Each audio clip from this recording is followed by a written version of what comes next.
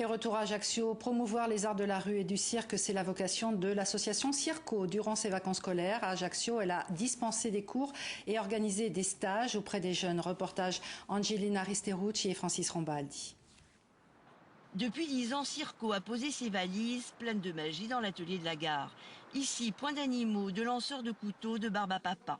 Dans ce cirque-là, avec un zeste de savoir-faire, une goutte de bonne volonté, l'association s'investit pour sensibiliser enfants et adolescents aux nombreuses facettes d'activités liées au cirque. On a pour but de développer les arts du cirque et les arts de la rue plus largement, avec comme objectif de toujours lier l'artistique à la pédagogie.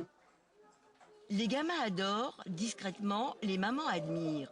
Ce matin, ils sont 8, âgés de 3 à 6 ans, à s'initier au maniement de la boule, à la jonglerie, à l'acrobatie, comme le poirier, à la roue.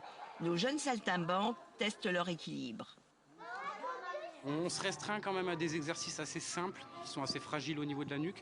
On travaille donc la circomotricité, c'est-à-dire c'est l'approche de la psychomotricité à travers les objets de jonglerie, des objets, donc des cubes en mousse, des grands tapis, on les fait courir, s'exercer à la danse, ce genre de choses pour développer leurs facultés de détection de la droite, de la gauche, des pieds, des mains, ce genre de choses. Sophia, Jeanne, ont les doigts qui craquent. Moi, ils sont craqués. Ces ateliers ont lieu en dehors du temps scolaire. Ils sont organisés par niveau et font l'objet d'une évaluation continue de la part des formateurs et des animateurs qui viennent de l'école du cirque et des loisirs. Il faut aussi qu'ils arrivent à se décontracter, qu'ils arrivent à même des objectifs au niveau social, c'est-à-dire qu'ils arrivent à comment est-ce qu'ils communiquent avec leurs copains, comment ils se comportent avec le prof. Et sur tout ça, c'est justement là-dessus qu'on va faire des points réguliers avec les profs pour voir l'avancement, parce que c'est des problèmes compliqués après, et chercher des solutions d'organisation pour avancer là-dedans. Chaque année, Circo accueille près de 200 enfants. Cours hebdomadaires et stages sont très prisés. L'association a du mal à répondre à la demande, au grand regret des parents.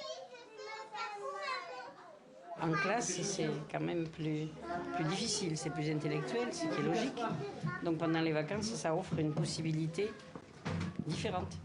Ce qu'il y a, c'est qu'elle aurait souhaité y aller comme le petit garçon toute l'année, mais il n'y a pas assez de place. L'école du cirque est aussi l'école de la vie, car on y apprend la différence. Les petits apprentis acrobates ont occupé leurs vacances de manière constructive et ludique.